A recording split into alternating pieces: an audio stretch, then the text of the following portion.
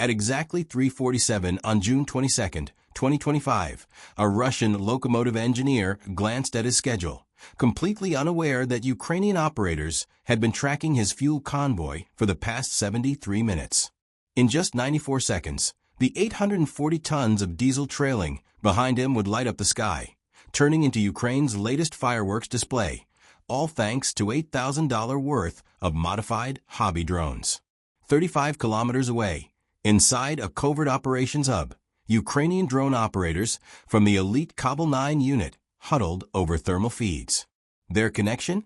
A secure Starlink uplink, ensuring that not a single byte of data leaked. Their tools of choice? Modified DJI Mavic reconnaissance drones, their optics enhanced to paint targets with pinpoint accuracy. The screens showed the locomotive's diesel engine glowing white-hot at 47 degrees Celsius, stark against the cool morning backdrop. The fuel cars shimmered with subtle heat variations, subtle to the untrained eye, but to these operators, it was a glaring invitation. But this wasn't a spur-of-the-moment strike. Ukrainian military intelligence had been tailing this specific train for 96 hours. A web of partisan spotters, armed with encrypted smartphones, tracked its journey from the Rostovan fuel depot. They knew its timings, its speed through the sector, and most critically, the 20-minute window when it would be beyond the protective umbrella of Russian air defenses. The numbers were brutal. Each car carried 70 tons of diesel, enough to fuel a Russian tank battalion for 3 days. In total, this single train could sustain 3 armored battalions for over a week. A week that could decide whether Russia advanced or stood idle, their tanks reduced to overpriced lawn ornaments. But this wasn't just about targeting fuel. This was a technological statement. The drones, once commercial DJI models, had been transformed. Ukrainian engineers had injected them with experimental firmware, granting 56x digital zoom and extending flight endurance to 45 minutes. Even more crucially, they had built-in custom RF hardware utilizing frequency-hopping spread spectrum technology, switching channels 1,500 times per second across multiple bands. It was a digital shell game, one the Russians couldn't win. And these weren't mere surveillance tools. Each FPV quadcopter carried a deadly payload, a 2.6 kilograms PG-7VL shape charge, designed to punch through 500 millimeters of rolled homogeneous armor. Against a fuel car, it was like using a sledgehammer to crack an egg.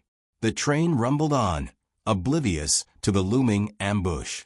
At 3:48, as the first attack drone initiated its final approach, a sudden surge disrupted the electromagnetic spectrum. Russian electronic warfare operators had just activated a Lear-3 system, a truck-mounted jammer capable of flooding a 30 kilometers radius with interference. Their first move, broadband jamming, unleashing high-power noise across multiple frequencies. But when that failed, they switched tactics, focusing spot jamming on the typical 2.4 GHz and 5.8 GHz bands used by commercial drones. It was a desperate move, like blasting a vacuum cleaner to drown out a Bluetooth speaker. Effective in theory, useless against Kabul 9's customized tech.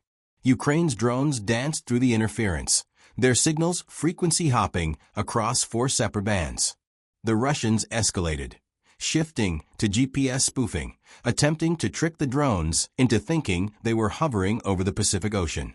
But these drones didn't rely on satellites. They carried precision solid-state gyroscopes, measuring every shift in motion, immune to electromagnetic deception. You could spoof GPS, but you couldn't spoof physics. Then came Ukraine's ace in the hole. As the lead drone closed in, it spooled out a fiber-optic line, a glass thread thinner than a human hair, transmitting flawless, unjammable data back to the operators. Radio signals can be jammed. Glass cannot. This lifeline provided zero electromagnetic signature, making the drone appear autonomous. But this fiber-optic tether had its trade-offs. It added weight, limited maneuverability, and left a visible trail after the mission. But the Ukrainian operators had already accepted that this strike would be their last from this location. Despite the Lear-3's best efforts, the Ukrainian drones stayed locked on course, slicing through the interference as if it weren't even there. The Russian EW team watched in frustration as their $5 million system was rendered obsolete by what amounted to a very long, high-tech extension cord. At 3:49, the first drone struck. With surgical precision, its 2.6 kilograms shaped charge carved a molten hole through 15 millimeters of steel, instantly igniting 70 tons of diesel into a searing fireball. The explosion was apocalyptic, visible for 20 kilometers. But the devastation had just begun. Soviet engineers, in their wisdom, had interconnected the fuel cars with ventilation systems to equalize pressure during loading. Today, that system became a highway for destruction. Within seconds, the inferno leapt to adjacent cars, turning a targeted strike into a cascading chain reaction. The Russian crew spotted the second drone approaching car number 8 and opened fire with AK-74s. But trying to hit a 160 kilometers per hour maneuvering drone with a rifle is like attempting to swat a hummingbird while riding a mechanical bull. The gunfire forced evasive moves, but the operator maintained control. Meanwhile, the first drone's warhead had not achieved a full detonation, leaving car number 4 damaged but not destroyed. The operator, thinking on his feet, redirected the burning wreckage of the drone itself into the spilled fuel, turning the quadcopter into an improvised incendiary device. The resulting firestorm created its own weather, a vortex of superheated gases that birthed wind currents exceeding 60 kilometers per hour, challenging the incoming drones with turbulence no simulator could replicate. Complicating matters further, the second drone's fiber-optic line snagged on a railway signal post, tethering it within a 30-meter radius. The operator had a choice: abort months of planning or pull off a precision strike with a yo-yo drone. He chose the latter. The train's engineer slammed the emergency brakes, but 840 tons of mass don't stop on command, especially when portions of it are ablaze at copper-melting temperatures. The now stationary train became an even easier target. As the drones fought the unpredictable thermal currents, visual targeting became nearly impossible.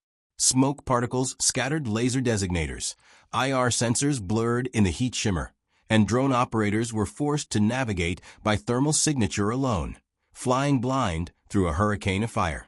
The third drone struggled with dwindling battery life, its endurance draining rapidly against the resistance of the convection updrafts. It had one chance to strike before plummeting uselessly into a field. The second drone, still snagged, dove toward car number 8, the operator compensating for cable drag with sheer flying skill. At a closure rate of 60 meters per second, he had just 1.3 seconds to execute the strike. Simultaneously, the third drone corrected its course, aiming for car number 11.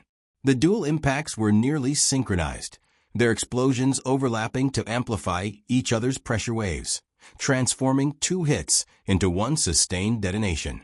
But the worst was yet to come. The blaze, now exceeding 1,200 degrees Celsius, began warping the steel rails themselves. Infrastructure designed for 60-ton locomotives twisted and buckled under thermal stress 3 times beyond their rated tolerance. What had been a precision-engineered railway now resembled a scrapyard of melted modern art.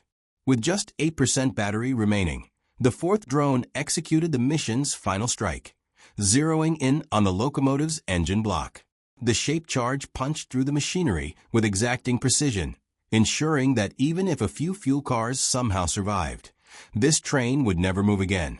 In the end, Ukraine had spent $8,000 on modified commercial drones to destroy over $2.4 million in rolling stock, obliterate $600,000 worth of diesel fuel, and cripple supply lines for 3 armored battalions for weeks. Wall Street hedge funds dream of returns like that. 30,000% in a single strike.